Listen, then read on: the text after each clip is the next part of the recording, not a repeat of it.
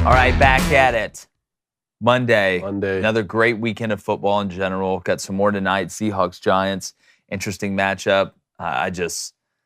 College football season, I know we keep saying it's just amazing once it starts going how fast it actually goes. It's like that when you're watching it as a fan, keeping up with it, playing or coaching, it just always goes so fast. I know, it's wild. You know what they say? Week 6. I think Moses said it. Time flies when you're having fun. He did say that. He did say that. That's true. He told me that personally. That's 100% true. Georgia remains number 1 in the AP poll after a close win at Auburn. The Chiefs survive on the road against the Jets. And we're going to preview this weekend's mega matchup between Alabama and Texas A&M. I'm Jake Crane, and it's a Monday Fun Day. Welcome to Crane & Company.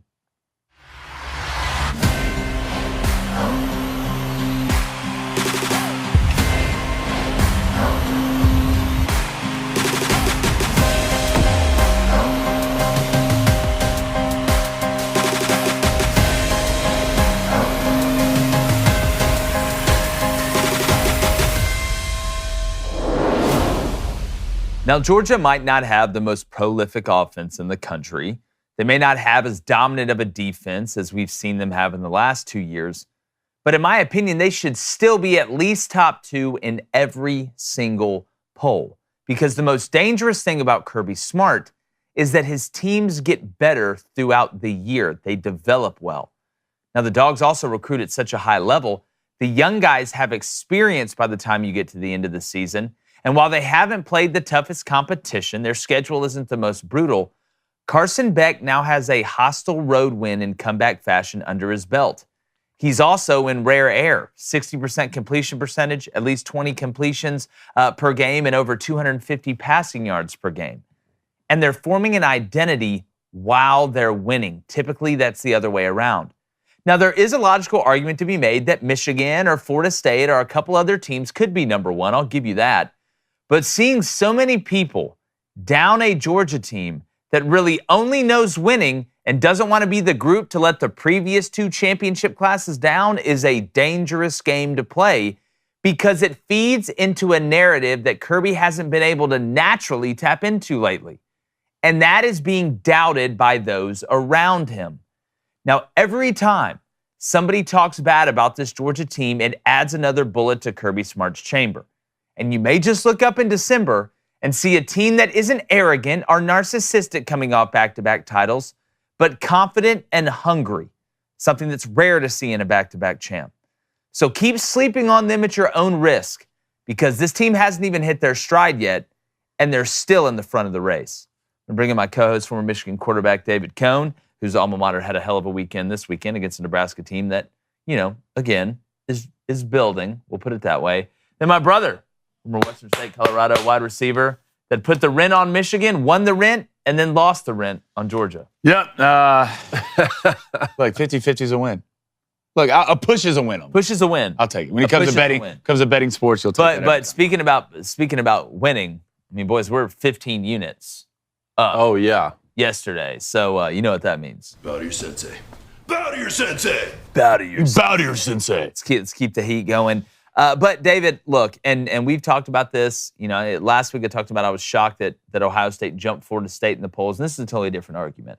I think you can look at some teams right now and say Florida State has a better resume than Georgia. Okay, I'm with that. Ohio State has a better resume than Georgia. Okay, I'm with that. I can understand that a little bit. But the amount of negativity that I'm hearing around this Georgia team, because they may not be as dominant or eye-popping as some of the ones before, as they continue to win, it surprises me. But it does help them. Kirby Smart would much rather have it this way than everybody be talking about, well, the greatest team ever of all time. They are the team the dream team of college football, because now he can point and say, hey, look at this clip, look at this clip, look at this clip. They think y'all are just average. No, I think a lot of the criticism has to do with them being back-to-back champions. People just want to see the best in the country lose. When Alabama was on top and dominant, you saw this. When the Patriots are winning everything, people, the first time they even play one close quarter, people want to say, oh, they shouldn't be ranked wherever, blah, blah, blah. Now, I do think when I look at this Georgia team, I don't see the best team in the country necessarily. But that doesn't mean they won't three-peat. they've proven to be able to get better week in and week out. I would put Michigan at the top right now, but at the same time, I've come on here and I've said I'm not all about rewarding teams for playing a weak non-conference schedule, that's kind of what that would do. We've talked about Florida State opening up against LSU and winning a game on the road at Clemson. So I don't know. We're going to pull up our power rankings in a second and really dive into it. But when I look at this Georgia team, I don't see the best team in the country, but at the same time, I didn't necessarily see that last year when they were playing Missouri by 4 points. They win the championship 65-7. Yeah, and Blaine, to the point of developing throughout the year, again, it's a marathon, not a sprint. You had a ton of turnover on defense. Again, I can make the argument Georgia has the two best safeties in the country playing right now when you look at it. They don't look as dominant in the front seven. I haven't seen a Jalen Carter. Not that somebody can't emerge. I don't think they'll be Jalen, but I haven't seen a Jordan Davis. I don't see a Nakobe Dean out there. But we know how high of a level they recruit, and those classes before them have rubbed off on these guys now that we know are very, very talented. And all it takes is that experience going through those scenarios. Carson Beck, and I know Auburn really had no pass rush right against them. It's a lot easier to sit back there when you're not under pressure and make plays. But Carson Beck makes the right decision with the ball. Seems like they're taking the training wheels off. And in pressure situations against South Carolina in the second half, we saw him open it up and saw him take advantage. And against Auburn, down in the third quarter, when it came down to it, Georgia made the clutch plays and Carson Beck made the clutch plays to win the game. I'm not going to sit here and downgrade Georgia because, maybe they haven't played at, a top 5 team or at, Notre Dame or somewhere like that. But Kirby's teams develop as the season goes on, and that is an unbelievably important factor in playing the way you want to play at the end of the year. Remember, this Georgia team was supposed to play Oklahoma, correct? Yeah. And that got bailed. So, you can't blame Kirby. You can't blame the players for that. Went to this game, watched this team. The biggest thing that worries me when it comes to Georgia is if there's one thing walking this game that I promise you I would have never said would happen, is that we'd have averaged 5.3 yards per carry and get over 200 yards rushing. I would never thought you'd see that in Auburn playing against a Georgia team. This Auburn team's not that good. I've seen Georgia come in and beat Auburn teams who are a lot better than this, a lot worse. That Bo Nix team, they came in, I believe they beat them 41-10. This Georgia team's good. Obviously, they're one of the top 5 teams in the nation. But they're not the same Georgia that Georgia's been the last couple of years. I think Ladd has to get healthy. I think he's on a snap count. He's on a snap count at Auburn. Brock Bowers is their offense. Their entire offense. I don't think they can run the ball phenomenal. I think Auburn's D-line played good, but Auburn doesn't have depth on the D-line, and that showed in the second half. Bodies were falling. And they played that. Auburn fought like hell. Fought like hell. And Auburn played above their weight for sure. For sure. So bodies started to fall in that second half. Carson looked good. Carson was protected. Auburn had no pass rush. But when you look at Georgia and you look at these other teams right now, I feel like Michigan's more of a complete team. I think Florida State right now, resume-wise, that's the number 1 team in the nation. You beat Clemson. You beat LSU.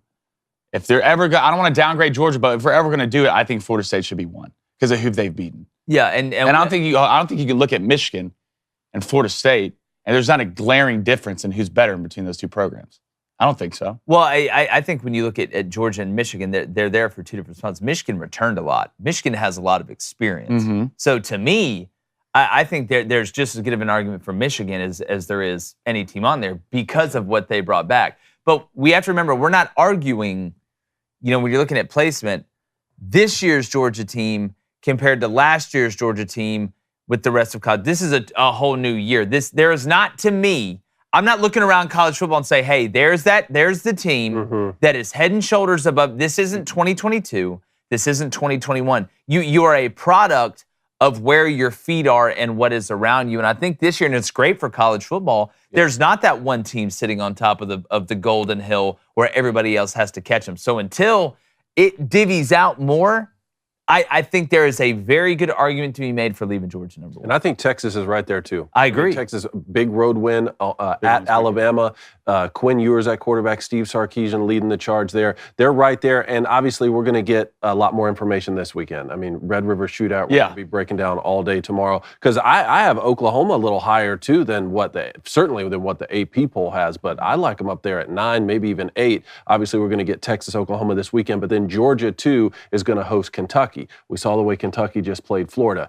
even, that's another game where it's like, does Kentucky give Georgia everything they can handle there in between? Well, if you can't stop the run, that game's going to be a lot more uncomfortable than a lot of people thought it was going to be heading into this year, because Ray Davis, I'm looking around at some of these backs in the SEC, and I don't know if I see one that's better than Ray Davis at Kentucky. Now, can that offensive line be able to hold up against Georgia's front seven? It seems like that's kind of Georgia's chink in the arm a little bit this year. But if you're on audio, we have Georgia number 1, Michigan number 2, Florida State number 3, Texas number 4, Oregon 5, Ohio State 6, Penn State 7, Washington 8, USC 9, and Oklahoma 10. Which I think, there's a couple teams on the fringe there. Obviously, Notre Dame's not in there. They had that nice win at Duke. We're going to get into that. But, man, I feel like that's pretty solid. Well, the AP right now has, hold on one second. The AP has Notre Dame with that loss to the Buckeyes. Again,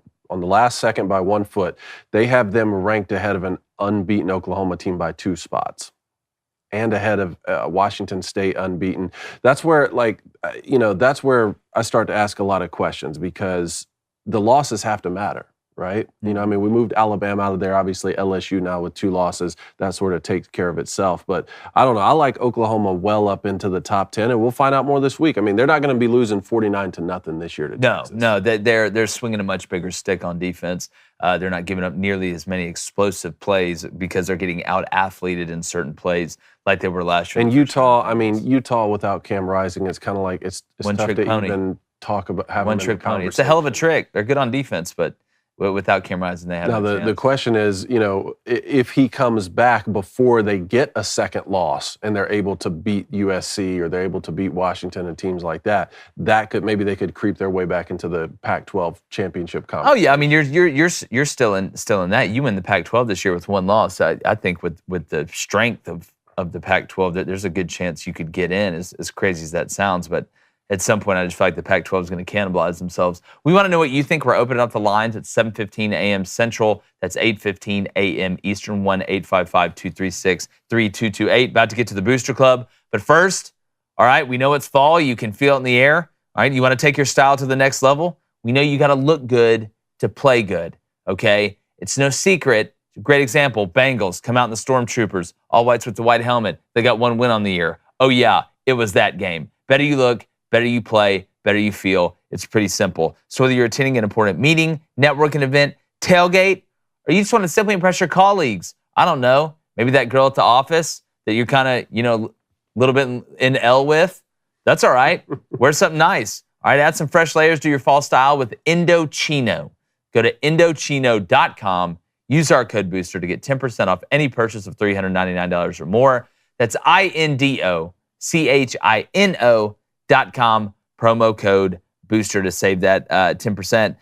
The ordering process is really easy. Yeah, for the suits we got. They have an incredible selection. If you're looking for it, they have it. I promise you. Go check that out and use that promo code. Also, make sure you head over to the Crane & Company merch shop. We're going to put the link in the chat. Helps us out. Maybe you're going to donate to get your question asked. Do that, or go buy a shirt. We got some great new stuff we're going to put in there right when we get sold out. We're a capitalistic venture here. You sell it out, we fill it up. It's like a circle. It never ends. All right, Booster Club chat. All right, UT Parking with a $2 donation. Hope you don't get a ticket, buddy. He says, Texas tight end JT Sanders might miss the Red River FML. Yeah, that's going to be tough because that's a security blanket for Quinn. He's a big guy, big body. And really where you like those guys is in the red zone, right? Red zone, 3rd and medium, 3rd and short. You can put the ball wherever. You can go up and get a rebound. That's the matchup nightmare. I always say it's a lot easier, or it's one of the hardest positions to be able to recruit to find somebody that's effective, is a guy on offense that can play tight end, that can block, run routes, and catch, because typically size-wise they're a matchup nightmare. And then on defense, nickels, slot corners, whatever you want to call them, that can cover a slot guy but also be heavy against the run. Because you're just asking them to do 2 very different things, right? You ask offensive linemen, they're big, hey, block. Yeah. Pass protect, which is why I call them mid-skill. And then you got receivers, hey, go out there, run, be fast, make plays, go jump up high and catch the ball. Tough to do both. Tough to find somebody that can do both, especially close to the line of scrimmage. And the same thing for a nickel. It's just, it's one of those things that's hard. I hope he can. It's looking like he can't. But I tell you what, man, the more I watch Quinn Ewers, this man's bag is so deep. just from a pitch availability standpoint. I watch him just throw the absolute laser. Then I watch him just little nuanced pass, anticipatory. I would love to get the tight tape of Quinn Ewers to be able to have it and just see how early he's throwing some of these balls. Because you can even tell from the wide that, like watching it live during the game on TV, this man is getting the ball out before guys even think about getting out of their break. Like it's really incredible. It's fun to watch. That tells you he knows exactly. He knows exactly. Let's go to Jariah O with a $5 donation. Appreciate it, Jariah. He says, here's my last $5 after putting my mortgage payment on Georgia. Thanks a lot, Blaine. Should have been Michigan, buddy. Just kidding. My Flaming Dragon. Look, man, I still think 9 out of 10 times they play that again, Georgia covers. I think Georgia came out flat. I think Georgia played a terrible first half of football, and then Georgia figured out they were Georgia, and you saw it in the second half. I don't think Georgia came out flat. I think Auburn, when you go back and watch it, I think Auburn really did punch above their weight for a long time in that game. Peyton Thorne, again, I was hard on him after A&M because I never thought I'd question his toughness. And he wasn't perfect. There were some balls that were dropped, but I thought in the run game he was really effective. And I thought Auburn's offensive line, man, battled. The run game was working. I thought Hugh Freeze, who apparently was approving the play calls. He wasn't the one calling plays. On CBS, it was reported that he was the actual play caller, which the head coach always approves the plays. Yeah. Like if he doesn't like the play, he's going to tell you. But I thought from a physicality standpoint, I think there's a difference between coming out flat. Georgia does have a lot better players than Auburn. I think we can agree overall they have more depth than Auburn. But I do think that Georgia played at a similar level they've been playing at. Auburn just played way above a level that they've been playing at. The only thing that was unfortunate about up front was those bad snaps. Well, from an energy standpoint, what I saw looking at those players on the sidelines, they look flat. Well, I think they were a little shocked. I think they were a little surprised. I'll tell you the two things that shocked me were Auburn's ability to stop the run. I thought was impressive. And then Peyton Thorne, the way he responded and bounced back from that Texas A&M game. I mean, he gave you all a chance to win the football. For sure. And I thought the use of Robbie Ashford was perfect. It was. I thought that was that's how it should flow. Anybody who wants to try and run a 2-quarterback platoon system, 90% of the time teams get it wrong. They should watch the way Hugh Freeze does this one. That was because perfect. he does it in a way that's effective and beneficial for the team. It's just the thing about that Auburn is you have to make every one of those plays. If you're Auburn, to be able to win that game, to have that program-changing win, you've got to make every one of those plays. You had the pick that was dropped. Yeah. It's tough to ask somebody to be perfect. It's really, really tough on the players and the coaches. Coaching-wise, you have to make almost the perfect adjustments in game. You know, maybe you chip Brock Bowers when he's attached on the end of the line of scrimmage. You had some busts by the secondary, especially on Bowers late. You had a couple of them. One time it looked like they were running 2-man, and they kind of let him go on a square end. I got to go back and look at it again. But you have to almost pitch a perfect game as coaches and players. And, man, that's just tough. You got to get that first down on the 3rd and 4th and 1. Yep. Back-to-back 1 yard. You know, if you're not going to kick the field goal, which I know you said kick the field goal. Look, you're trying to beat Georgia at home and have a program-defining win. I'm fine going for it, but you got to get that first down. Well, I'd rather err on the side of aggression, but I'd rather get it. Yeah. You know. Let's go to Sean Ketstever with a $4.10 donation. He says, go Beebs, 4-1, great defensive game, bring on Cal. Yeah, look, good bounce-back win for Oregon State after losing at Washington State against Cam Ward. The defense, we know they've been impressive. I do have to say, Utah just without Cam Rising, I mean, they have no we talk about Auburn not, having 6 straight games now against Power 5 opponents, not having a 100-yard passer. Utah can't throw it either. It's a one-trick pony. And it's just that's the unfortunate part of it. But you have to give Oregon State credit, and they're still in it, man. And what's frustrating for Utah is Bryson Barnes and Nate Johnson both have the skill set to play good football, right? But it's just consistently leading drives. If you throw 4 great throws on a drive and the 5th one's an interception, you still turn the ball over that drive. All right, we'll get back to the chat. I want to get in some right and wrong. Right and wrong. Where you guys want to start? I'll start. I'll start where I was right. Notre Dame, the Notre Dame Duke game went about how I thought it was going to go. We talked all week about how did Duke get here. Well, Mike Elko and them, they're typically out-talented overall. Not in certain spots. Riley Leonard, which we're hoping for a quick recovery for him, is very talented. He's an NFL player. They got a couple guys. Jordan, I like the Waters kid, Calhoun. There's multiple guys on that team. But what Duke does is they let you beat yourself, right? They win the turnover battle. They don't hurt themselves. I love schematically what they do. I thought what they did in the red zone against Clemson, which ended up being pretty simple. They brought more than Clemson could block against 11 and 10 personnel when they'd go 2 extended on each side. I don't know why Clemson kept trying to sit there and run zone read. But Notre Dame just out-duked Duke.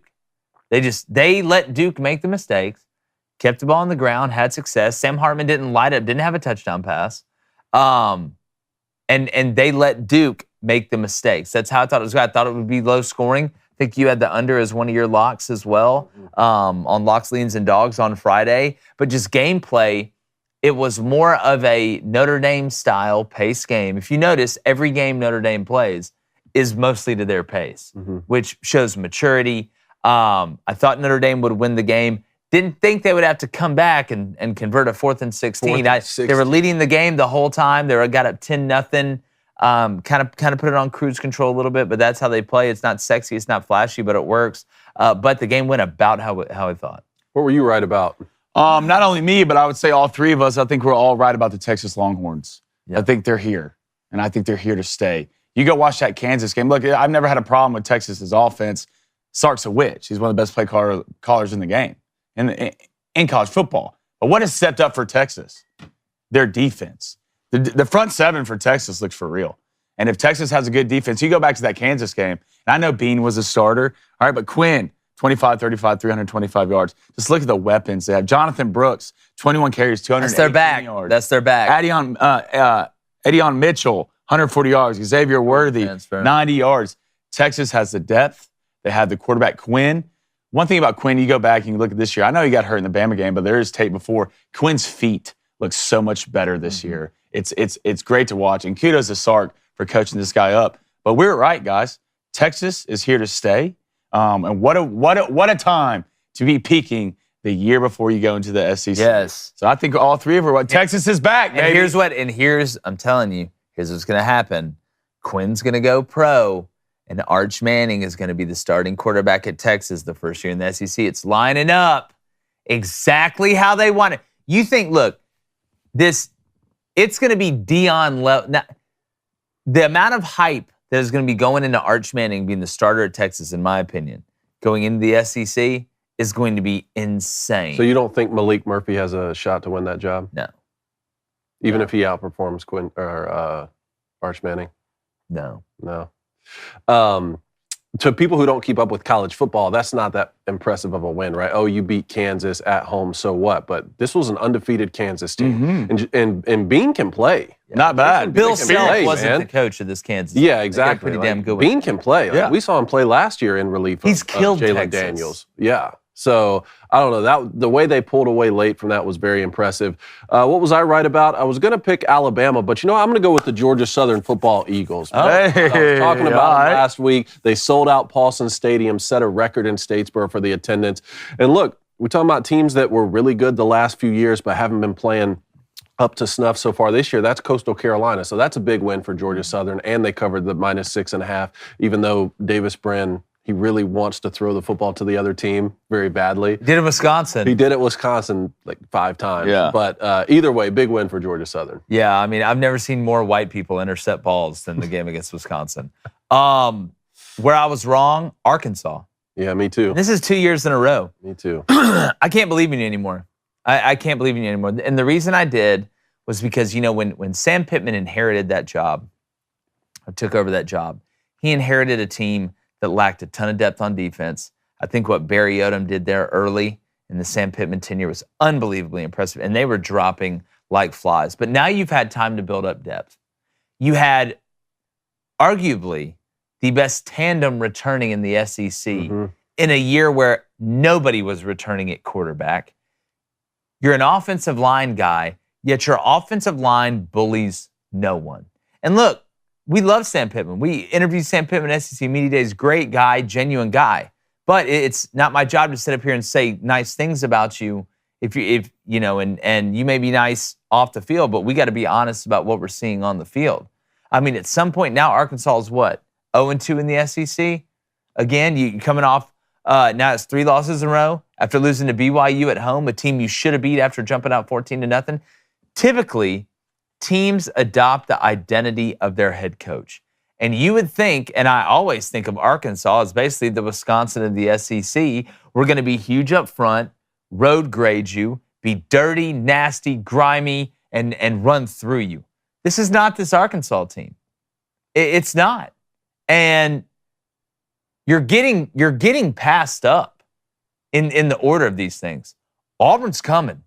It's coming. Hugh Freeze will not have a bigger deficit in personnel this year than he has had. I know we're getting rid of divisions. LSU is here. We know Bama is Bama. A&M, let A&M beat Bama this weekend. And they may win the West. And it just, if you're Arkansas, I mean, Kentucky's coming up. Tennessee's coming up. You know, we'll see about Florida and Billy Napier. At some point, something good needs to start happening for Arkansas. Missouri right now, look at Missouri with a huge one hosting. I mean, the excuses are done in Arkansas. It's time to you-know-what or get off the pot. And look at what they're doing in every other sport, too. Exactly Basketball right. on the rise, baseball. No, Muscleman. God, I wonder if he can catch football. I was going to say probably the LSU defense. Ugh. This is the worst I've ever seen the LSU defense play. I just don't get it. And it's not like they don't have good players. I mean, you have Mason Smith. You have Harold Perkins. You got dogs out there. I don't get it. You gave up over 700 yards against Ole Miss and gave up 450 yards against Arkansas. I've never seen the LSU defense that bad, and it sucks because the offense is so good. Jaden Daniels, first of all, Jaden, you got to start sliding, dog. That's 3 weeks in a row you have almost gotten your head taken off. You're too important to this team. I know you're a great runner, but you have to start sliding. But LSU, after what you saw last year and what Brian Kelly built, coming into this year with these players and putting whatever that is on the field the last 2 weeks is embarrassing. You're getting ran through more than a finish line, buddy. And you're good, and you have good players. I don't understand what the mix-up is. LSU, look, I know your offense is great, but you're about to run into a lot of teams that are balanced and good on both sides of the football. Yeah. So at this point, LSU does not look like the same team they were last year, and I wouldn't be surprised with a couple more losses. Yeah, and what do we say about offenses in every sport? The three's always not going to be falling. Yep. There's going to be some games where you're going to have to win games defensively and on special teams. Here's the biggest problem. Yesterday, and I went back and watched the game last night before the Jets-Chiefs came on, and there is a lot of miscommunication, right, especially in the back end throughout the season. But this is now 3 times where LSU is physically getting their ass kicked. Ole Miss beat them like a Division II team up front. I'm watching NFL players, like guys with NFL ability. Where's the motivation? Like, where is that LSU swagger? Where is that LSU? We're big, we're fast, we're pissed, we're physical.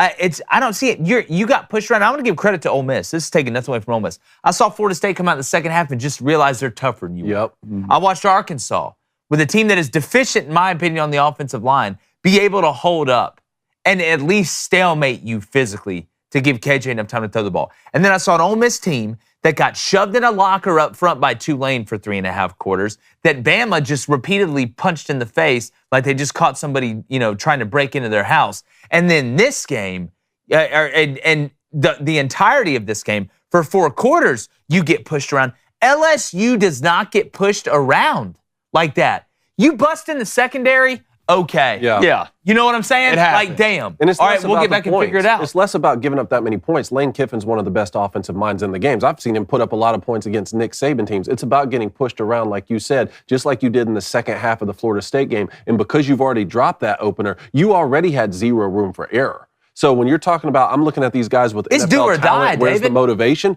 It's been do or die since you lost the opener. No leadership. No leadership. LSU is soft. LSU is soft on defense. LSU is soft. I never thought I'd say this because they're usually killers. Mm-hmm. Usually they're holding people back. LSU has no fear for life when it comes to defense. LSU this year is soft. Well, to me, like, I look at Matt House, and maybe it's just that, maybe we're just from a different era, but like, when you're getting physically beat and you're not giving just immaculate effort, people used to be so afraid of what my position coach would think of me, what my defensive coordinator would think of me, what my family would think of me, most importantly, what my teammates would think of me. Like when it used to be that when you screwed up, you're more worried about having to go in there and watch the tape, and you're so embarrassed by screwing. I'm talking about like just a physical mistake. Man, I went in the wrong gap. Man, I grabbed the face mask on a huge third down. They ended up being able to knee it out, or something gave up a big score. Effort's not. We're having to talk about effort because I know LSU is not weaker than these teams physically. I know LSU isn't less athletic than these teams physically. So it's one problem. It's one problem. And I don't think this is paralysis by analysis because after what I watched, especially in the second half, they watered it down a lot from a play call standpoint just to let those guys go eat. And instead of going to eat, you got 8.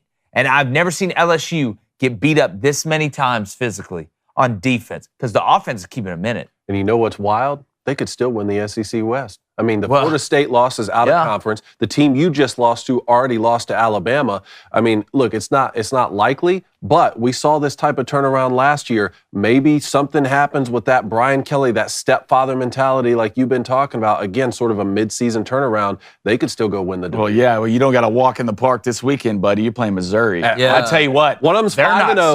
One of them's 5-0. One of them's 3-2. I thought LSU might walk into that game. You give Brady Cook time. You give that Schrader kid time, and you let Luther Burden's alien ass out there run around and do what he does. Luther Burden, you'll look up Luther Burden to have 250. And Schrader runs to contact. Yeah. Schrader's trying to hit you and find out early. Almost where he almost tackles himself sometimes. Talking about running to contact, man, it's pretty easy where I was wrong. Kentucky and Florida. I really thought Florida would go up there and fight. I thought this would be maybe a last possession game, possibly even overtime. I mean, Kentucky beat the brakes off them. 329 rushing on the ground. I can't remember the last time I've seen a Florida defense give up 280 yards rushing to one guy.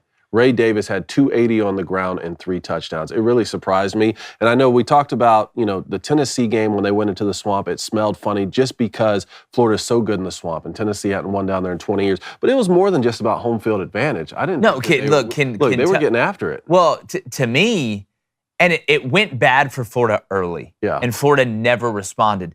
But I thought Kentucky's offensive line really, really stepped up in this game. If you watch, Kentucky beat Florida the way that Florida beat Tennessee. A little bit. It wasn't Devin Leary. That's one of the easiest games he's ever had to play. I have it right now. 9 for 19, 69 yards passing, 1 TD, no picks, a 40.9 QBR. Everyone's talking about Graham Mertz being the problems. He was 25 of 30, 244, 2 touchdowns, 1 INT, 57 QBR. Devin Leary's was 40. Yeah, well, when you can just turn around and run counter and power and insert and all that stuff. I mean, there were times where, and Ray Davis is a great back. Great back. You talk about turning a 1-yard loss into a 3-yard gain. He's got so much wiggle. He's got so much feel. He's got really good vision. And he's built kind of weird. You know what I'm saying? Like small and thick, right? Like those guys are hard to tackle. He reminds me a little bit of Ray Rice. Like I don't think he has the straight line speed that Ray Rice had, but they're built the same and they've got great feel, especially in the box. But there were times where Kentucky was pulling 2 guys and the pullers were untouched going through the hole. Like go back and watch some of these touchdown runs. It's one thing to break a tackle, right? Find the seam, make the safety miss and go. It's another thing to run 75 yards and not get touched. There was a couple times where Ray Davis did not get touched. But every time Kentucky had to line up and go get something, they could get it on the ground, which set up the play action. They hit the few plays they needed to. Florida struggled to run the ball. It put it all on Graham Mertz again. You had the tip pass interception early, and it just felt like it snowballed. It all snowballed for Florida. And Florida's not built to come back. Yeah. That team is not built to come back. But I thought Kentucky really flexed its muscle.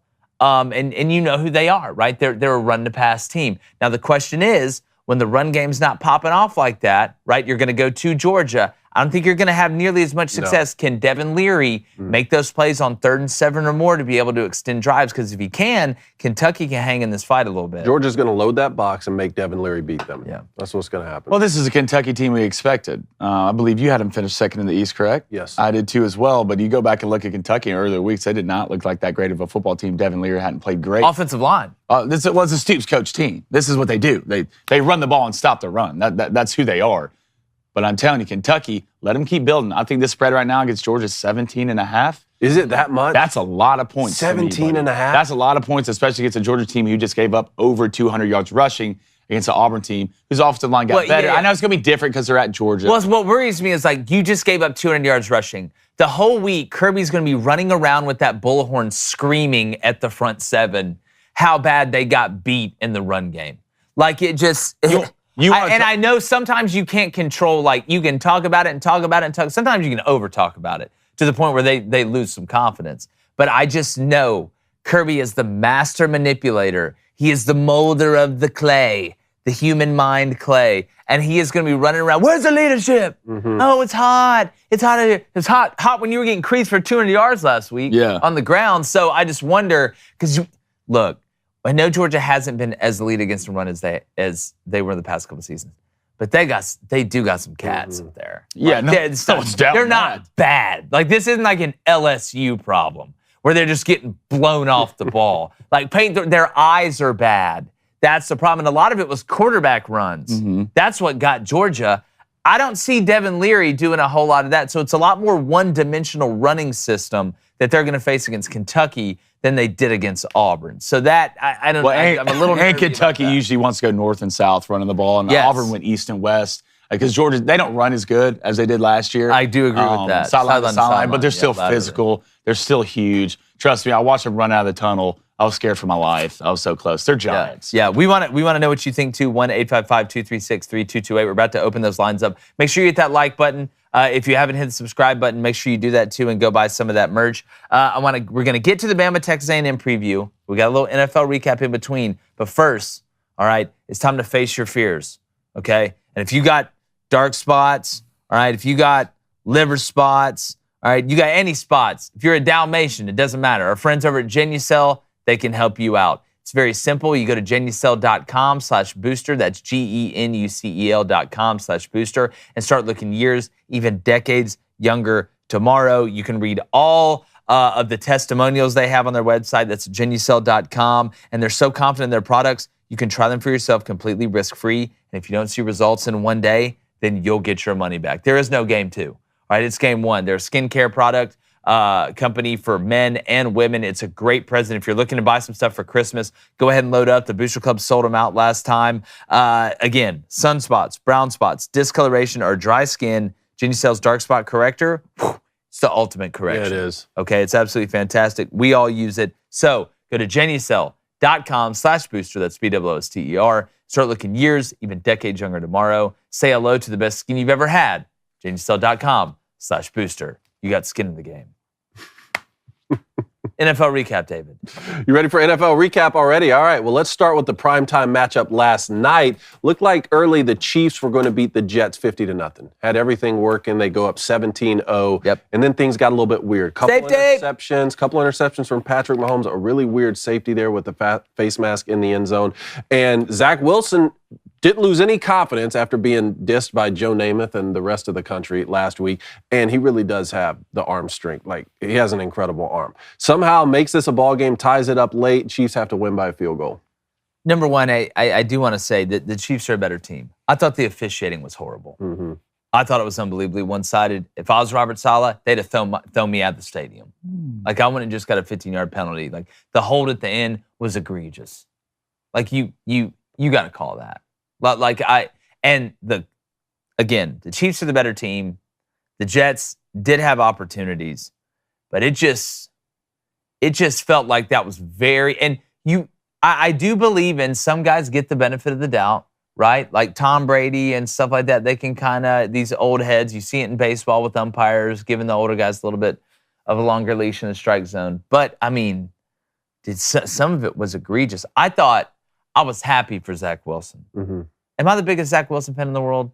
No. Do I think Zach Wilson is going to be who they thought he was because he turned around and spun through it 70 yards at pro day? Like, no. You see flashes sometimes. Mm-hmm. And I wonder when the mental side matches up, because Zach Wilson has physical ability. Yeah. Like, he can really run, number one. Number two, he's got a really strong arm. He can make every throw. He does have nuance, right? He's not a one-trick pony when it comes to being able to throw the ball. It's not like he has a big arm and can't adjust. Patrick made some incredible plays. But Patrick, I thought, didn't see it very well last night. No. Especially in the first half. Made some throws on the move that you don't see a lot, but he's a human being, right? It happens sometimes. Those are the games you have to survive. It ended up being a pretty good game, especially for Sunday Night Football with some of the clunkers that we have had. But I'm starting to think Joe Namath did that on purpose. Get him fired up a little bit? Yeah, I think he kind of tapped into the, hey, let's get personal and see how you respond. And Zach Wilson responded. Well, it's funny. Aaron Rodgers shows up to a game, and Zach Wilson has the best game of his career. Yeah. It's kind of funny how that happened. Good for Zach Wilson, man. It's just good to see him. He looked like he was having fun, right? And that's another thing the Chiefs always do. I never watched a Chiefs game and look like those guys are not having fun. I thought the same. Kudos to Andy Reid, man. Those guys are always having fun. But there are some questions about this Chiefs team. One big question is their pass rush was non-existent yesterday. If your best pass rusher is Chris Jones, he's basically a nose, all right? And no one got to the quarterback. Zach just sat back there. The one Zach. Chris Jones is a pretty good pass rusher, man. Yeah, and he's a good pass rusher. He's a better run stopper for sure. Yeah, but I think that what makes Chris Jones dangerous is he's an interior guy that can really rush. You can put him on the inside in. Yeah, you can put him on the outside too. But when you have two people, when you have a running back blocking him, I mean, who's going to get the quarterback? You had nobody, and you played against the Jets. But you play against a team offensively who's there. That's my only problem. Other than that, I thought officiating on both sides were terrible. On both sides, there's a couple holding calls. First of all, that wasn't a safety. The guy got the face mask on the 1 yard line, and they called it in the end zone. One to safety. I don't know how that's not reviewable. But if you're the Jets, this is what you start to build on, right? I don't know if y'all heard, but Aaron Rodgers, apparently doing 5 hours of PT Week 12? a day, wants to come back this season. Wants to come back this year. Well, you're the only one that can speak to that, Blaine. How you feeling over there? There's no way. No way? There's no way. I don't see it. Because first of all, if you come back in week 12? Yeah, what if you hurt it again? Yeah, what's your record going to be by then? If you have no shots to get in the playoff. Here's the thing, though. You got to play this. You got to run this ground ball out. What if they do have a shot? Get it? What if they can we pull up to the division? Pull up the division right now. What if you do have a shot?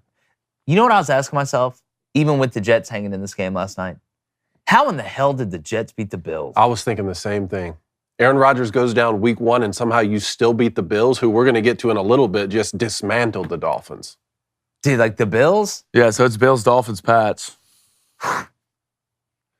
Yeah, so you'd have to get the wild card spot, and Aaron Rodgers coming back. I just don't see it happening. Don't force it. I don't think so. Achilles? Don't force it. I don't think That's so. That's a 9 to 12 month injury, I feel. Don't force it. But maybe. Tank. I don't know. When you, like you said, you ruptured yours, right? You're down, you're in pain, all that. Aaron Rodgers stood back up and then got back down. I'm no doctor. I just feel like there's a difference between those two. Maybe his wasn't as bad. I don't know the extent of his, like how bad it is, but man, I tell you, there's no way.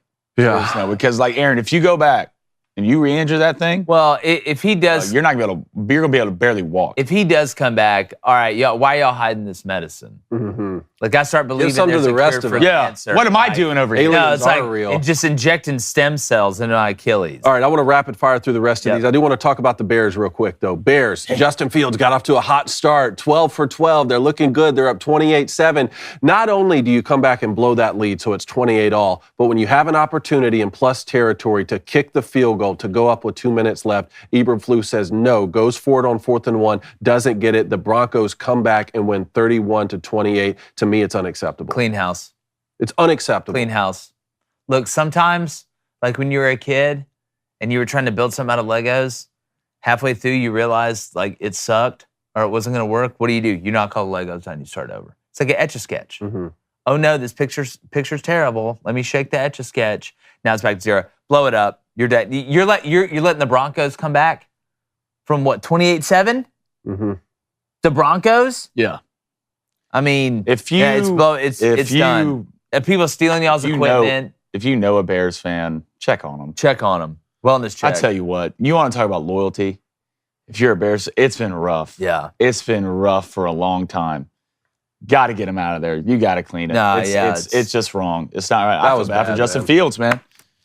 I feel bad for Justin Fields. You haven't had a good coach. Your offensive line sucks. You finally got one weapon. Hey, turns out, Justin Fields is right. The coaching was the problem. Oh, man. Bengals, 3 points. Damn. Tennessee Titans beat y'all 27-3. Hey, had a plus 3.5. Your boy. Like, I can't make Damn, who told you to take a money line on the show? I can't make excuses for y'all anymore. Your boy went 6-0 yesterday. Golden Sunday. You did? There was a bet out there. Derrick Henry, 50-plus rushing yards and a rushing touchdown plus 200. I mean, easy money against that deal. Well, like, it's past the point of Joe Burrow's banged up.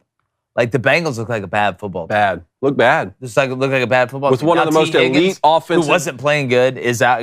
Hurt his ribs. I don't know who that guy is at quarterback. I don't know who that is. I don't know someone that is a fake person. I'm like that girl on the plane. That guy is not real. Yeah. All right, Bills. Shout out Titans though. Shout out Titans. The Titans big win. Love it. Bills 48-20 over the Dolphins, man. Knew the over was going. Slow down the Dolphins. Should have took the Bills minus 2.5. I took a money line because I thought this started out it was like 21-14, like doop, back and forth. Boy, Josh Allen, when he protects the ball, they're pretty damn good, aren't they? They are. They are. Rams Colts, man. Anthony Richardson led a comeback of the Rams there. They couldn't hold on to win. Rams won 29-23, but Anthony Richardson led them back. Anthony Richardson, second best rookie on the field. Puka Nacua's a problem. Puka Nacua, man. Absolute problem. Oh, yeah. Shout out BYU. He's coming back this week. It's only going to make him better. It's only going to help Puka Nacua more. I'm telling you. And it's a great look from AR. Dude, he has a couple throws a game where, like, you really see that arm. Like, he threw one in the seam to a tight end over a linebacker in between his safety. All the talent's there. So if that's the floor, we talk about the ceiling. There is no ceiling. If that's the floor, as you're leading teams back in your fourth game, that's going to look like a good pick. If I'm Jonathan Taylor, the more Anthony Richardson I'm looking at, I'm like, dang, I need to get back and play football. Yeah, they opened the practice window. How about C.J. Stroud? Texans 30-6. That was my dog pick of the week, man. I just don't believe in this. He can't not throw for 300 yards. Kenny Pickett went down. Dude. Trust me, as a guy who played against Nico Collins this week in fantasy, the boys balling out. Hey. I'll tell you, and good for Ohio State, man. They finally got a quarterback who's in the league and they're showing up, dude. Throwing to a Michigan guy. How about that? How about that? But East meets he doesn't West. do well in the cognitive test, so I don't care what y'all have to say. Yeah, he can't spell. He can't spell. He can't move things with his mind. Last one here. Eagles Commanders, man. Eagles got all they could handle from the Redskins there. Let's go, Sam. The Eagles have some issues on defense, I think. God, but shout out to Sam Howell. Sam Howell can play. In my Survivor League, I was hoping maybe the Jets or the Commanders would win that one. You had 49ers, right? 49ers over the Cardinals. By the way, C.J. Stroud can move things with his mind. Just watch what he does with safeties. Yeah. Zach Ertz, how dare you? Well, Christian McCaffrey had 4 touchdowns. Yeah, I played against him this week, too. Did you really? Yeah, a guy scored 200 points against me. He had 35 points. 200? He scored 200 points against me. He had 35 points in the first half for me. Hey, shout out rookie quarterbacks, though. They're looking great. Yeah, man. Yeah, they're looking good. And we talked about guys getting thrown in the fire. Now, Bryce just has nothing. He has nothing, no. Like, Bryce is like that. What's that show, Will Forte? He's like the last man on earth. Like, Bryce Young just like walks outside like nobody's there. And I think Bryson knows that. Oh, Bryce knows that. Bryce has better receivers at Frank Bama. Reich knows that. I mean, not Frank Reich. Their coaching staff knows that. I mean, just is what it is. Yep. All right, let's get the Booster Club. Corey Sones with a $5 donation. Finally got us one, Corey. London, yes. Hey, I tell you what, like that Toy Story stuff was dope. Did y'all watch that? No. It was great. I just wonder how many people. Was great. I just wonder how many people took shrooms and watched that. Bijan Robinson was cooking people on Toy Story mode. But wasn't it only funny for like 5 minutes? No. What was it again? So it's like, I think it's a great idea. Andy's called Andy. Well, first of all, it's for the kids. Yeah. Right. I think it's a great idea. It's called Andy's Playroom from Toy Story. So like all the players look like Toy Story guys, and it's pretty good. Like graphics wise, it's pretty nice too. Yeah. Like the pick six, like the guy caught a pick six, and when they run, like fire comes behind them. Well, with all the stuff like that they're showing kids now that is inappropriate, I'm totally for that. 100%. I love it. All right, let's go to Corey. Gators defense was terrible this weekend. That is right, Corey. Joe Biden could have scored on them. My Jags, on the other hand, looked like the Jags I expected. Slowly but surely. When you play the Falcons. Slowly but surely. Let's go to Ethan Andrew with a $10 donation. Appreciate it, E. Says, congrats on the W, Coney. I don't even think my Huskers played that bad. Michigan was just straight up a better team. It was impressive. hoping for more success in our schedule coming up. Good road win. Now go on the road to Minnesota and do the same thing. Just taking care of business. But I tell you what, man, Michigan made some elite plays. Yeah. Like the one catch in the end zone. Roman Wilson, it wasn't even a great boy, throw. caught it behind his brain. Roman Wilson went over there and said, look, you gave me number one, like Braylon Edwards. I'm going to be worthy. Well, too, and JJ's making some throws, too, on the move. JJ can like, again, we keep talking about his arm strength getting better and better. I mean, the one he threw to Roman Wilson, I think it was Wilson, rolling to his left, the touchdown on third down after he threw that so hard you could see the ball sliding through boy's hands. He throws it so well on the run. Talking about Zach Wilson, just because I'm this fresh on my mind watching him throw the ball last night. The ball coming out of J.J. McCarthy's hand looks kind of like Zach Wilson. Maybe not quite that level of arm strength just yet, but that's how it looks, and he can throw it. It explodes out of his hand. It really does. Yeah. All right, let's go to Devin21 with a $10 donation. Appreciate it, Dev. Blaine, put some respect on BYU. Never bet against the Cougs at less on a Friday night. I'll be sure to send those guys that ride around on bikes and annoying people your way. BYU hit also, for me. Happy birthday, Sister Riggs. Happy birthday, Sister Riggs. Yeah, dude, I took BYU on the sharp -2.5, and all of a sudden I woke up the next morning and it was Cincinnati -1.5, and I was like, what? It was a good game. Like, what happened? Yeah, but it's good. Keaton, atta boy. I'll keep going back to the well. Let's go to D. Holly, 7397 with a $5 donation. Thank you. Do you think the winner of the Oregon-Washington game next week places itself into the top 4? Whoever wins, maybe top 3 in the AP. UW didn't look great. They did not, but look, a win's a win. Well, no. Here's what'll happen. Here's what'll happen. Like RG3 and some of these other people come out and put Washington number 1, and then I say, why does the national sports media hate Florida State? And they're like, oh, they have them. Well, Florida State barely beat Boston College. Well, Washington barely beat an Arizona team with a backup quarterback. Okay, so I don't want to hear anything about, Florida State played Boston. Boston College plays Arizona on a neutral site. That game's somewhat tight. I'm just telling you. So, again, we don't know about Washington yet, but whoever wins that one, I think it depends on what happens with Florida State and Texas, right? Texas. According to our if Texas loses to Oklahoma and it's Oregon that wins that game, then yes, I think they'll go in the top 4. Yeah, and I like DeBoer a lot. I like Penix. I got to see their balance as a team. And last week did nothing. Because Arizona shut them down really in the second half. You go back and look at it. There is a way. There is a way to stop Washington.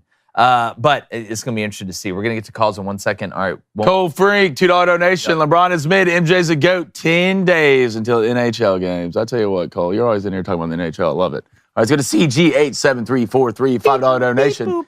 Chiefs, man, I've been the better team, but the Jets got cheated at the end. What holding? The glories of ref ball rearing its ugly head. I thought it was an egregious call. But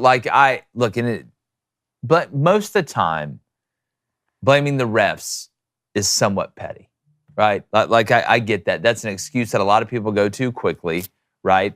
But in this case, in a tight game like that, I thought that it was so blatantly obvious. And I know your eyes are there as an official. These guys are trained 100%. I know your eyes are there. I was just shocked they didn't call it. But all right, let's get this A&M Bama. Alabama, Texas A&M this weekend in College Station too. Remember the last time Alabama went over there? Yep. And this is a better A&M team. That was with the Zach Calzada team. Yeah. With the Zach Calzada team, and he played out of his mind. Out of his mind. I tell you what, I was pretty impressed with Max last week. There's a couple throws where he made his mind up where he's going to throw the ball. Kind of like we've seen Jalen Monroe do some. Starting the second half, he did not see the guy coming. He sat there and spit it out right to the Arkansas player to kind of get them back in the game. They cannot turn the ball over like they did last week and win this one. But Max, man, when they were on time, they were on time. The ball looked good getting out of his hands. He was throwing guys open. I think the running element from Max Johnson is going to be huge this week. And you're in a hard place if you're Texas A&M, because if you do run, you need to run Max Johnson. And I'm not talking about just the natural scrambles on 3rd and 7 when nobody's there that he takes off and gets the first down against a very good Alabama defense. But you have to run him some to win this game, in my opinion. But by doing that, you do risk getting him hurt. And he's already your number 2. There's not a ton behind him, right? So it is a big risk. But if you win this one, and if you look at the way A&M's playing up front right now, they're playing better than what they did at the beginning of the year. We questioned their offensive line's ability to move people around with all the experience they had coming back. We know how talented they are. They weren't running the ball like they needed to. They seem to be kind of getting in that groove, and Max has already proven that he can play in big games. He's won in big stages, won down in the swamp when he was at LSU. Like, we know Max isn't going to be afraid. I think this is a somewhat even matchup. Here's the biggest question of the game for me when it comes to Alabama. How much drop back are we going to see from Jalen Milroe? Because this secondary for A&M is very talented. DeBerry, Grimes, we can go down the list. The line, I think A&M's going to be able to stop the run. Teams have been able to stop Bama's run pretty consistently, so it's going to come down to, can you bottle Jalen Milroe up and not let him take off and kill you multiply like Mississippi State did? I think A&M has better athletes than Mississippi State. And what type of passing game are we going to see from Jalen Milroe? We've seen the same story with him. It's been the same style pass game, 3-step, 5-step. It's a drop-back game. They're going to keep going with it. How effective can he be? Because he was very, very effective against Mississippi State, but he's not going to just be able to out-athlete a lot of these guys from Texas A&M. I agree with your point that this seems like a fairly even matchup heading into this, which is pretty exciting. I've been a big Max Johnson fan for a while now, ever since he transferred over from LSU. Kid's father won a Super Bowl. Like he comes from a family of football. I do think they'd be a little bit better positioned with Connor Wegman at quarterback, just the way that he played late last year and early this season. Connor Wegman is going to be a special football player. And like I said, that loss at Miami is looking less and less bad because Miami is a good football team. And I'm glad that Texas A&M didn't panic after that loss because they dismantled Arkansas, especially in the second half of that game. For Alabama, I thought last week you finally saw them, Tommy Rees, tailoring the offense a little bit more to Jalen Milroe, a little bit less drop back. It's easier to do against Mississippi State. Alabama was able to kind of you can get out of holes against pick and choose whatever they wanted, get the run game going, stuff like that. I like Alabama to go in and win this football game. And like I said, the defense is going to keep them close in every game. So how are you going to match up when the defense on the other side is going to be pretty strong too? I think both quarterbacks are going to have their hands full. I wouldn't be surprised if both quarterbacks at some point in the game turn the football over. One of the things that's interesting, and obviously this has been a conversation in my household throughout the season because my wife, like yours, is an Alabama fan. Nick Saban hasn't really been chewing people out on the sidelines throughout this season and really a lot of last year. Against Mississippi State, you really saw him like getting onto players. Especially after the snap when Jalen Milroe wasn't looking. Like actually chewing them out in a way that you saw during those big championship runs that they've had in years past. To me, I think it sort of said like, hey, we're in this year. We can win the SEC West. We can win the SEC. We can go to the college football playoff. I just thought it was interesting to pull that out against Mississippi State. Maybe that was extra motivation. Hey, on the road against a team that we're supposed to beat. Don't look ahead, that kind of stuff. Or let's see if that rears its head again as you face, Texas A&M and the Tennessees and the LSUs of the world. Blaine, how are you feeling when you look at this game? Texas A&M 3.5-point underdog. Yeah. Saw yesterday the over/under's 50. This feels like a low-scoring rock'em sock'em. Absolutely. One thing I'm kind of looking at, which is kind of surprising, I'm looking at this Alabama pass rush. I go back to the Texas game. This is probably the closest offensive line that talent-wise you're going to play since Texas. Agreed. And you didn't touch Quinn Ewers the entire game. Can Dallas Turner?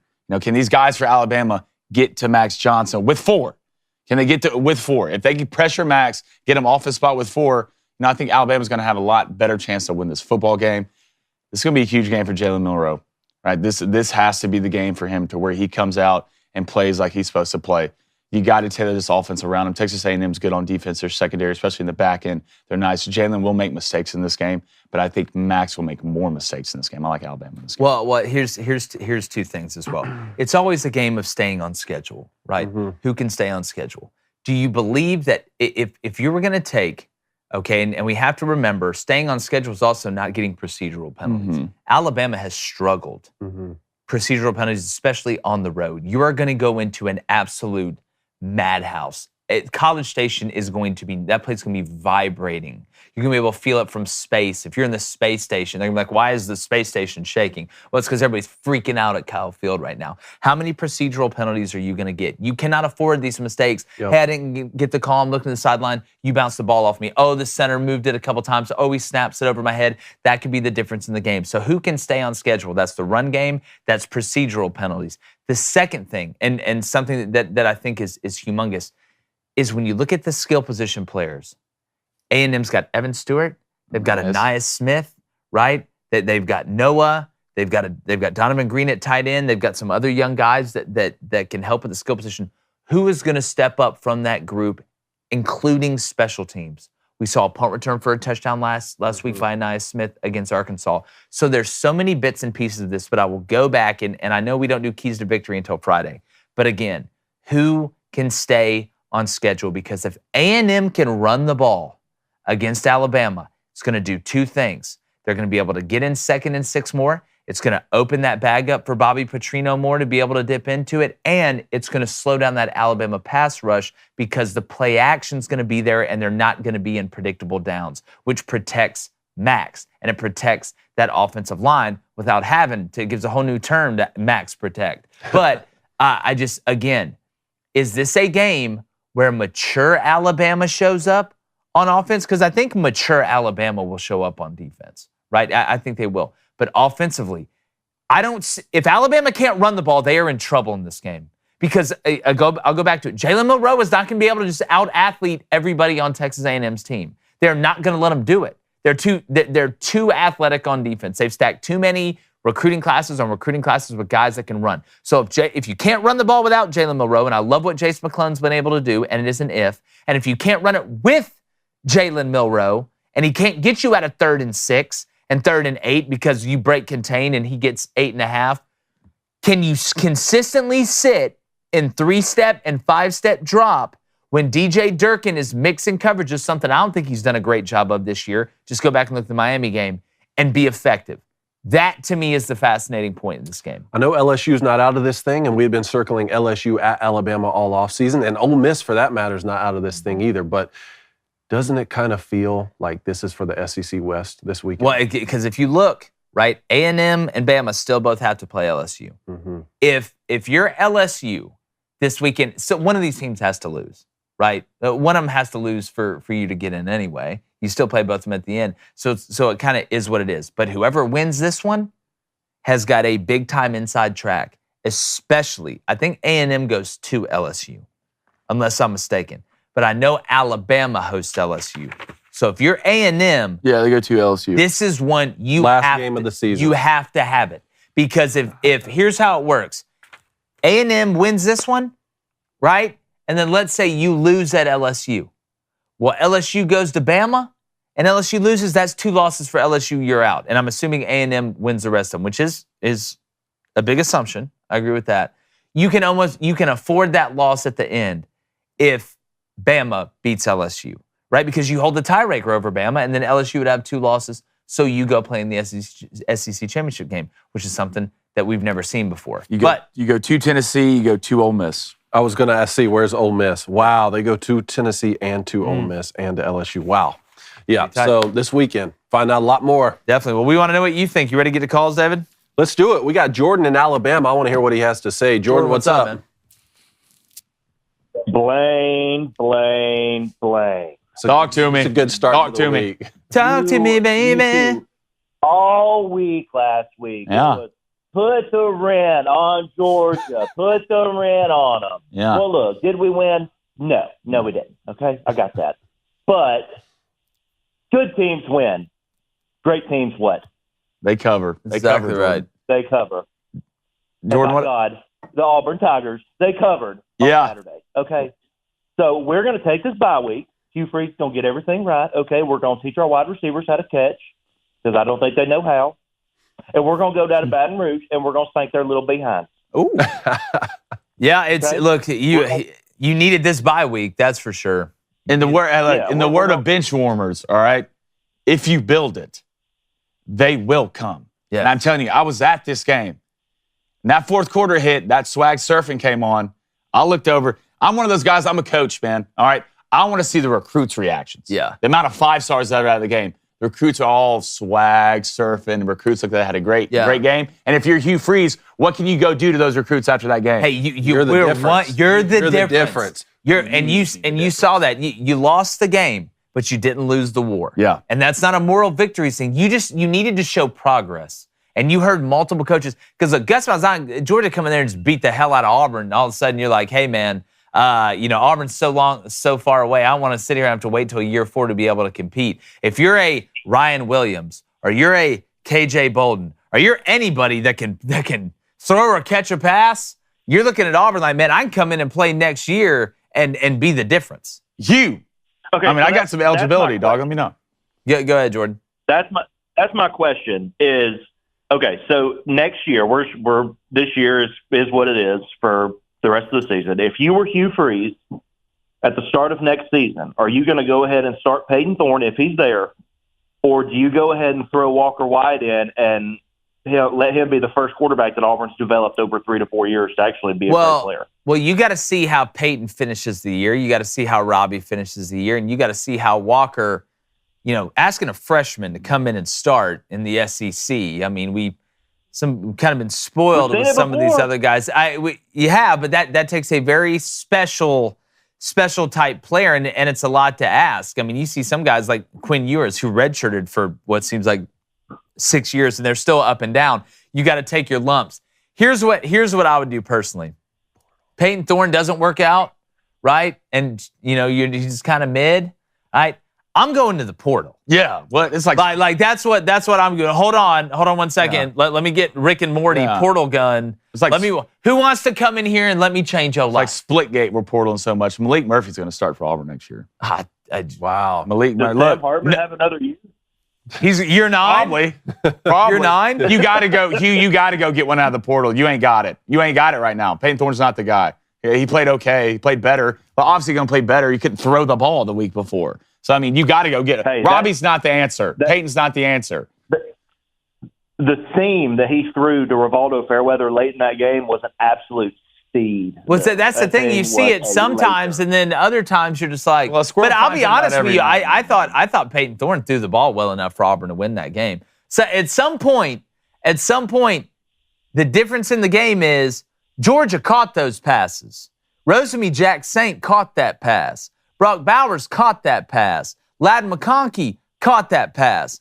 Auburn's guys didn't catch them, and that's the difference in the game. That's the difference in Georgia and Auburn right now, but Hugh Freeze is fixing that, and you saw that on display. But Appreciate Jordan, thanks, buddy. Thanks a lot, man. Hey, you should have bet Michigan too, man. Don't ever not believe again, sir. Hey, it's I tried What's my the LSU best. spread? I tried my best to reverse psychology of this whole thing. Okay, and he was close, and it did. And by doing that, you're homeless now. Yeah.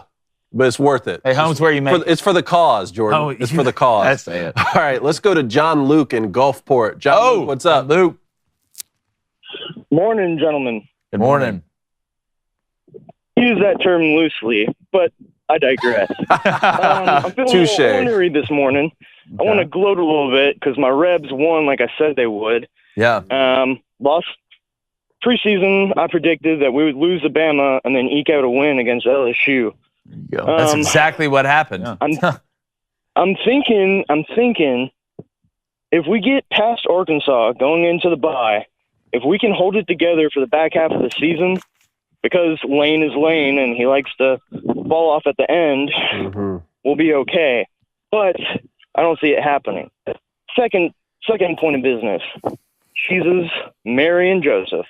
The Saints are losing everything everywhere. And I want to know, should we be in panic mode if we're a Saints fan? Or what? Number one on the Ole Miss front. Ole Miss is as in this thing as anybody. You've already played Bama. You've already played LSU. Where do y'all have A&M at? They have them at home. Ole Miss has A&M at home? Yeah. Yep.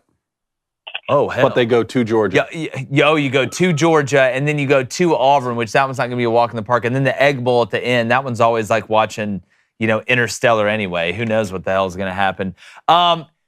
Here's the thing, if I'm an Ole Miss fan. Where is it going to screw up? This always happens with Lane, right? You mentioned it on the back end. Like, which one of these games, it wouldn't shock me if they went and beat Georgia and lost to Mississippi State. Like, that's the type situation Lane Kiffin sometimes finds himself in. But you've gotten through two big humps there. One split with Alabama and LSU.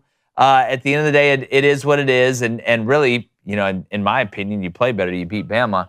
But as far as the Saints go, man, it's offensively, it's a disaster. And it's not like the Saints are in the same position the Bears in where you really don't have a lot of pieces. Yeah. Right? You got Olave. Kamara's come back. You got Taysom Hill. Like, you've got Michael Thomas. I mean, I can go down the list. It's just, The offensive line's really bad. You can't. And Derek Carr's not great, but the offensive line's terrible. The offensive line's terrible. So, yeah, y'all are screwed. I appreciate that. You're welcome. Oh, also, I keep forgetting to say, but are y'all still doing call signs? Yeah. What is it? Caveman 2.0. Oh, Caveman. Caveman, Yeah. Zach Eady. I thought it was going to be John Luke, call sign the Bible. I just need Matthew and Mark, right? That's exactly right. There it is. Caveman 2.0. I love it. Appreciate it, John Luke. Thanks, Great buddy. call, John. All right, we got Glegby in Kansas City. Uh-oh. Glegby, how you feeling about those Chiefs? I'm feeling good about those Chiefs. I would too. Well, I wouldn't. I'm feeling somewhat good about them. I was a little scared with them last night. Yeah, as a guy who took a bunch of live bets after y'all went up 10-0, thanks. Yeah. Yeah. Hey, it can't be the Chiefs not giving you a heart attack first, all right? And that just don't happen. Yeah. For sure. All right, so I can already hear them. I don't know if you can, but I can already hear all the Jets fans complaining about that pass or the holding call, saying that costing the game. The refs were terrible that entire game on both sides of the ball. There was a couple holding calls up front on the Chiefs that were absolute garbage. Garbage. Totally. Well, you call those and you don't call the one at the end. Totally agree. But you pulled out a win, though. I mean, if Patrick Mahomes, man, like, Patrick, just get in the end zone. There's nothing more that pisses me off. And I know it's the right play, but get in the end zone, dog. It's the right play. Get in the end zone. They're not going to come back. Hey, Glegby, how hype is everybody out there in Missouri about this LSU game? Let me tell you, they are ready. We want to eat it up. It's time. Drink it up. Drink a wits. Dude, you better watch out, man. Dude, drink all of a sudden now. You know, you got that 2-year extension last year when they were struggling. Everybody's like, oh, why are you extending? Why are you extending? They win this one. I know they go to Georgia because Missouri scared the hell out of Georgia last year. Yep. Missouri may mess around and win 9 or 10. They go to Kentucky, Georgia, and Arkansas. And get Tennessee at home? Yep. Kentucky. And Georgia. Florida at home. Man, that's good for Drink, man. Yeah, I like Drink. I like Drink a lot. Luther Burden's a freak. Yeah, NFL player, man. Good player. Freak. He's got to be a first-round pick. Oh, for sure. He'll 100%. be one of the first wide receivers taken off the board. He's only a sophomore this year. He's only a sophomore. He's still got one more. Wow. Yeah. Drink's like ding, ding, ding, ding. And Brady Cook's still somewhat young. What'd you say, Blaine? Somebody's cooked here? Somebody's Brady. All offseason, I kept saying, they're like, oh, it's a battle between Horn and Brady Cook. I'm going to tell y'all something. I've watched this Brady Cook guy for a while, and there's always like 3 or 4 instances in a game last year where he would just make awful decisions. And most time, it was on the run. He would do it on the move. I was like, if this man can just get a little bit smarter, he really has all the tools. Like, he's athletic as hell. And they're like, Missouri's just always weirdly good on their front 7 on defense. It is weird. They just always have like 2 guys that are just insanely good. Well, you always have that Nick Bolton. You don't remember Nick Bolton? Yeah, I remember Nick. He's starting with the Chiefs. Yeah, he didn't play yesterday, but Nick Bolton used to make every tackle for sure. He was the whole defense. It was crazy. At Mike. Appreciate it, Glegby. Glad we appreciate it. Glad you have a great day, bud. Good luck this weekend. All right, let's go to Kirk in Canada. Kirk, what's up? Ooh, Kirky. Skyhook. Hey, guys. What's going on, bud? What's up, man? Listen, I'm kind of glad I didn't get through Friday because I was going to give you guys the gears about the slaughtering that was going to take place on those Bulldogs. My Georgia Bulldogs are just going to wipe the floor with Auburn. But, man. Hey, excuse me. Cancel Skyhook. If I told you last Friday the game would be tied with 6 minutes left, would you believe me? Oh. You know what? It's like part of me, and we're all fans of somebody. It's like, hey, you're happy we kept the game close. Like, you had a chance, and part of me is like, God, I just almost get blown out. Well, like, look, I knew we were gonna lose that game.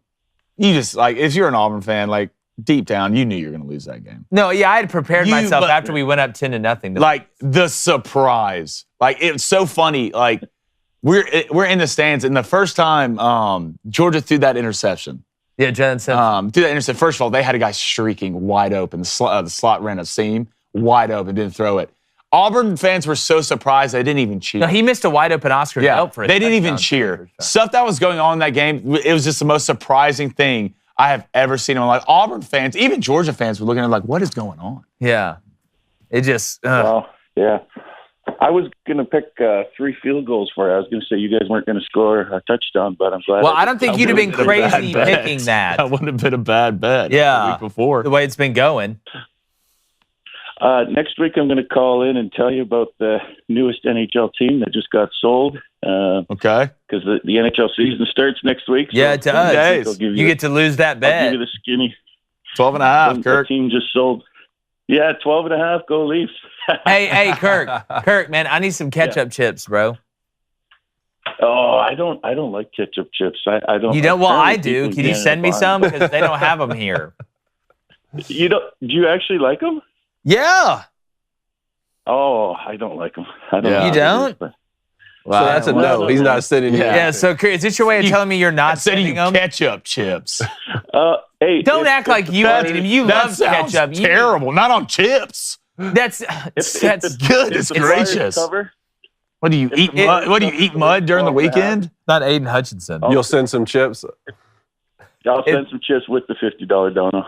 Oh, okay. All that $50 red bill. What do y'all have it like on like beaver pelts? I was actually surprised you guys knew that our 50s were red. I was like, wow, that's impressive. Yeah, love it. Good to talk to you, Kirk. All right, Kirky, Skyhook, buddy. To you next week. All right. We got Alex in Austin, Texas. Ooh. Alex, what's up, man? Howdy, guys. Can you hear me?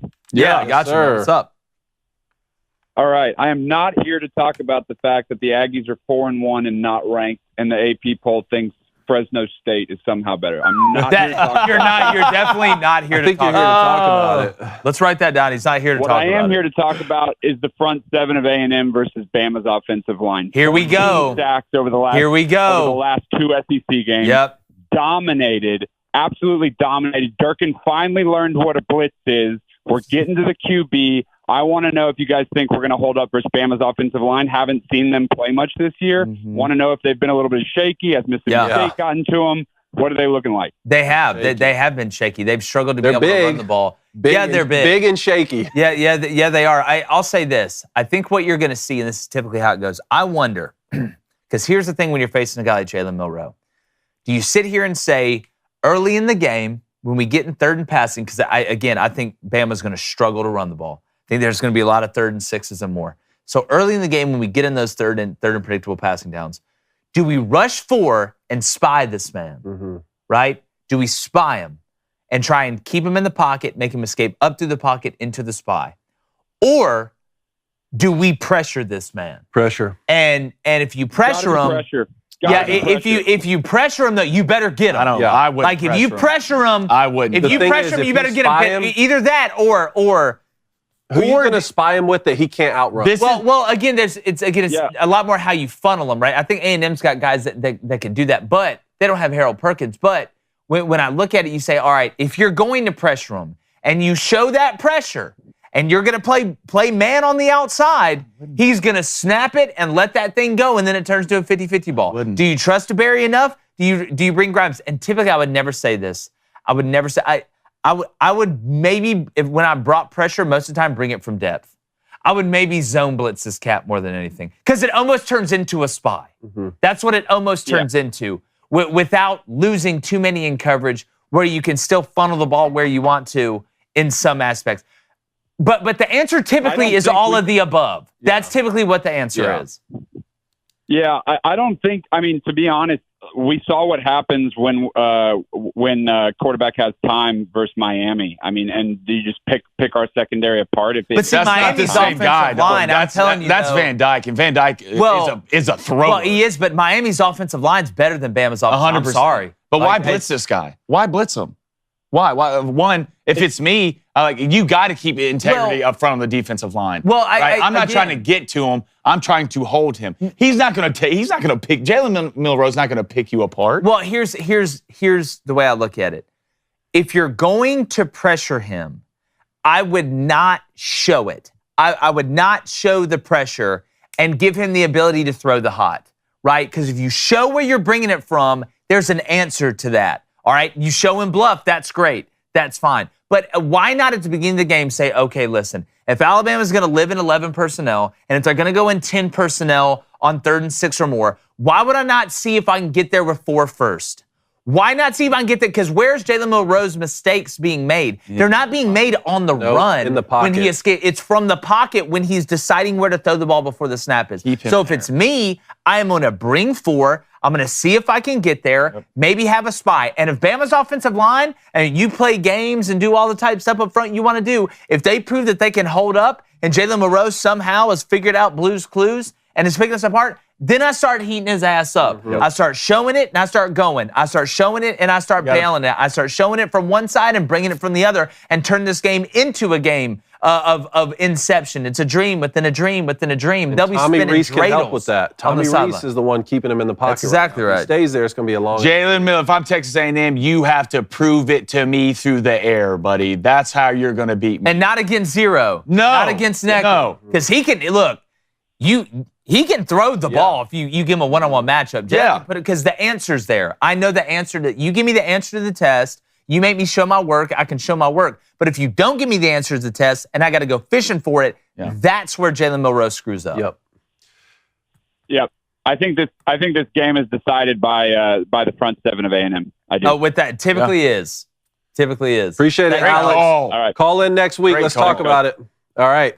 All right, let's stay in the state of Texas and go to Michael. Michael, what's going on? Morning, guys. Morning, Mike.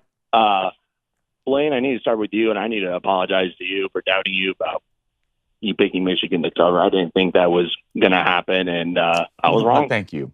Hey, it's okay. Look, man, I was wrong about Georgia. Hey, you know what you need to do, Michael. You know what you need to do. We got a new sound one you for want? that. You know, the one we started off with. Oh, bow to your sensei. Bow to your sensei. Bow to your sensei. Well, Hey, Mike, I can go ahead and throw another one to you right now. I believe Michigan's sitting at minus 17.5 against Minnesota. You know who Minnesota is? A little bit better version of Nebraska. All right, so you can look. Go ahead and take them again this week. Buy it down to 16.5, though. I'd say they beat him by 20. Oh, he's buying it up. I love the confidence. I would if I was a betting man. But so as far as Georgia's concerned, I have a feeling this could be like a. They're going to hear all that noise about, are they vulnerable and not that as good as they used to be? If I hear Kirby Smart say something in a press conference that has the words rat and poison in it, Kentucky, you're going to get slaughtered. Oh, nobody is happier about any of this doubt than Kirby Smart is.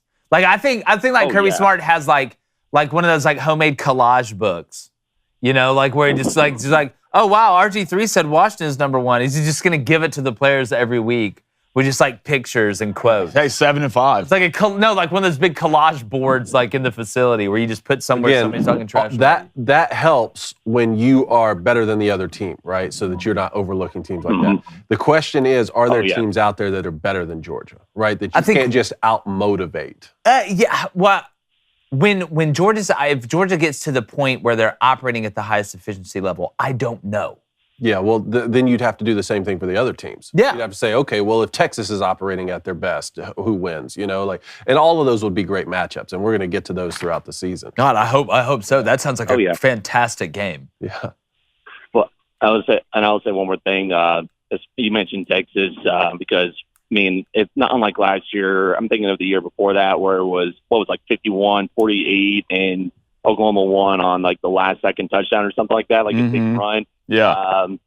I know Oklahoma's defense. You guys are hyping them up, and I haven't watched them play, so this is, I don't want to give like an unfair take about them, but I agree with a lot of what you're saying about Oklahoma probably make adjustments, but I think Sark will do the same, and I think it's just going to be a shootout like it always been. I could see 38-37 would be my prediction if I'm going to give a prediction about that game, and I think Texas just ekes it out, but you can flip a coin on that one. I think it's going to be probably, like one of y'all said, it's going to be the game of the year, I bet. Yeah, there's two mind-melting matchups from a coaching standpoint, like mind to mind. Bobby Petrino versus Kevin Steele. I mean, you talk about experience and like guys like knowing what's going on against each other. That one's going to be a chess match. And then obviously Steve Sarkisian versus Brent Venables. Like, Come on. This is like the boss, fighting the boss. Yeah. Like when the two bosses, it's Pacific Rim. Mortal Kombat. That's what it is. But no, Michael, we'll see, man. We appreciate the call. Appreciate it, Michael. Anytime, guys. Y'all call in next week, all right? You too. All right, hey, everybody that we didn't get to today, call in tomorrow. We got a huge Red River shootout. Red River tomorrow, shootout. y'all. That's what we call it. Politically incorrect, but we could, give three whats. But let's get to the Booster Club while I walk over here to bed. Let's go to Dakota Blackburn, hashtag Ask the Bays. Get that looked at. This is the deepest QB class ever, and it's not being talked about enough. How many good QBs are going to fall into great organizations and change their trajectories? No. Well, again, it's just math. The more good quarterbacks there are, eventually you're going to go to a good team. I mean, you look at Caleb, you look at Drake, you look at Quinn, you look at Spencer. I mean, I could go down, you look at Sam. I mean, and you're seeing, and we talked about earlier, there's some young quarterbacks that are playing well right now. In the NFL? In the NFL. Oh, yeah. I mean, that actually have a chance. I think it's the best collection of college quarterbacks I've ever seen, which, the big reason Riley Leonard. The extra COVID guy, years, too, is obviously a reason. We can go down the list. I mean, Michael Penix, Bo Nix. Damn. Is there 10? Is there 10? Probably more. Caleb. I think more. Drake. J.J. McCarthy. Riley. J.J. Quinn. Jaden Daniels. Jaden Daniels. Sam Hartman. I said J.J. Sam Hartman. Sam Hartman. KJ Jefferson. We're missing a couple. We're missing Quinn Ewers. Quinn. Quinn's eligible after this year. Dylan Gabriel. There's plenty. There's Shedeur eligible no, after he's this year? one more year. I think he has one more year, correct? Shedeur? Sanders? Yes, but I think he's eligible, though. No, Okay. I think he can go. All right, let's go to CG87343, $5 donation. I know it was last week, but seeing Texans football scoring a kickoff, he initially fumbled, was a thing of beauty. Nice seeing the football. Fullback gets some love. I watched that. First of all, boy was rolling for a fullback. Yeah, rolling. Well, he's got those got them little. He's one of them fast, thick-legged guys. Yeah.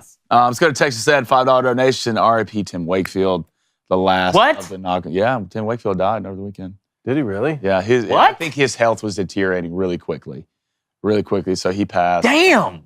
You want to talk about one of the nastiest knuckleballs I've ever seen in my life. Man, that sucks. Man, I didn't know that. Yep. Let's go to Byron Davis, $10 donation. Thank you, Byron. Good morning, guys. What about Clemson? Cade is starting to grow into the quarterback we knew he was. We have a number one receiver, Tyler Brown. Other skill players are there growing up. We are 1 year away. It's getting better. That's what experience does. Young quarterbacks, they go up and down. That's what everybody's saying about Quinn Ewers last year. Mm-hmm. Oh, he plays good, then he plays bad. That's part of the process. That's why that Walker White question, you're going to have to take your lumps. They're going to show flashes and then not. Let's go Chad Smith, $2 donation. OU Texas week. Yep. Respectable bet, Blaine. Get an idea. No, Chad, you got to come up with it. Chad, call in tomorrow. You got to come up with it. Talking about it a ton tomorrow. And then we'll go over it. All right, let's hit bets. All right, here we go. Up 15. You know what? I don't even want to jinx this. We're doing good. It's a good time right now. Tonight, Monday Night Football. Give me the Seahawks money line. That's at -135. I think they're going to be able to do it. No Saquon. Giants can't stop the pass. And because the Giants can't stop the pass, I'm going to take Tyler Lockett over 51.5 receiving yards at -115. And I may need him to do good in fantasy. So that too. Tony? That it for you? That's it. All right, I took 5 unders in the Texans money line yesterday and went 5-1. Feel pretty good about that. There you go. Give me the Seahawks Giants under 47.5, -110. And then I'm going to take Kenneth Walker over 66.5 rushing yards, -115. All right, here we go. New month, baby. Let's start it off right. Daniel Jones, ATT anytime touchdown. I'm sure he's going to wiggle his way in there somehow. They gave me, I'm kind of a little bet rivals to you over here, Dave. Give me the over in the Seahawks-Giants game. I think both these teams put some points on the board. Ace Cone, he's going to ride the lightning with ya boy, Bet Buds. He's going to take the Seahawks money line. If I almost say Mariners one more time, -135.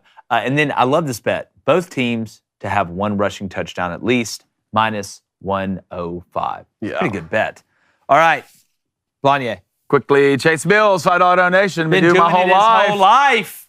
It's 5:57 a.m. and Texas still sucks. Ooh. Calling in tomorrow to give me my piece. Can I get a WS matchup prediction from the boys on the way out? Boomer. Braves Astros. I like it. 5. Braves Rangers. Rangers. Rangers. Don't want to talk about it. Let's Andrew Gilmore. Andrew Gilmore says Tim had brain cancer. Damn. Really sad. He was calling Red Sox games a month ago.